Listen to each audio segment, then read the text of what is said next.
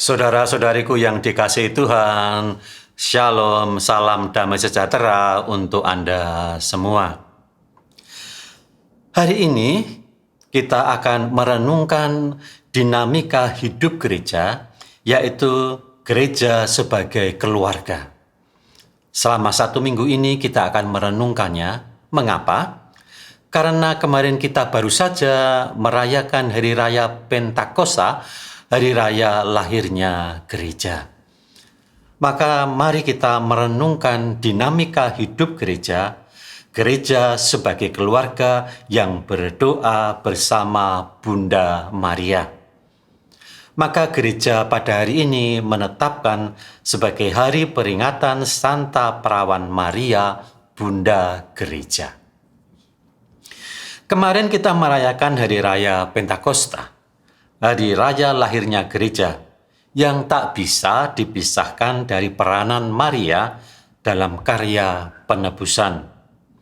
Mulai dari peristiwa gembira berita kelahiran Sang Juru Selamat, sampai Maria menemani Tuhan di atas, ketika Tuhan ada di atas kayu salib, dan Hari Raya Pentakosta, Maria tetap hadir bersama para murid untuk menerima kedatangan Roh Kudus.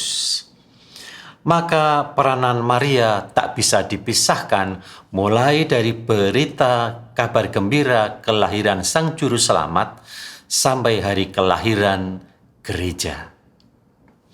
Sehingga tidak mengherankan dalam kisah para rasul yang tidak lain adalah kisah gereja awali, peranan Maria muncul dalam bab pertama, yaitu kisah para rasul bab 1 ayat 12 sampai dengan 14. Demikian juga hal ini diteguhkan dalam Injil Yohanes yang kita baca pada hari ini, yaitu Injil Yohanes bab 15 ayat 26 sampai dengan 27, dilanjutkan 16, 12 sampai 15. Ia berdoa bersama para rasul. Ia menjadi peneguh hati para rasul karena ia telah menjadi ibu para rasul.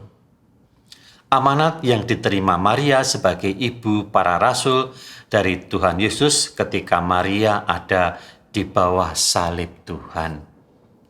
Inilah yang juga menyebabkan kita menempatkan Maria dalam perannya sebagai Bunda Gereja. Dari Yohanes bab 15 ayat 25 dan sampai dengan 27, kita menemukan hal itu. Dekat salib Yesus berdiri ibunya dan saudara ibunya, Maria istri Klopas dan Maria Magdalena. Ketika Yesus melihat ibunya dan murid yang dikasihinya di sampingnya, berkatalah ia kepada ibunya, "Ibu, inilah anakmu." Kemudian katanya kepada murid-muridnya, "Inilah ibumu."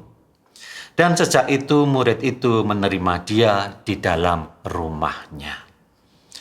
Oleh karena itu, saudara-saudariku yang dikasihi Tuhan, dari kisah para rasul, di mana peran Maria sungguh nampak, dan juga dari Injil Yohanes di atas, maka kita memperoleh kepastian bahwa Maria adalah Bunda Gereja. Peranan Maria sebagai ibu para murid, ibu gereja, dan tentu saja ibu Tuhan yang kita temukan dalam Injil Lukas bab 1 ayat 43 ketika Elisabet menyambut Maria dan berkata, "Siapakah aku ini sehingga ibu Tuhanku datang mengunjungi aku?" Itulah yang kita rayakan hari ini, peringatan Santa Maria Bunda Gereja. Maka dalam bacaan-bacaan hari ini kita temukan makna-makna berikut. Kita memang tidak menyembah Maria, tetapi kita menghormati Maria, sesuai juga dengan Yesus sangat menghormati Maria ibunya.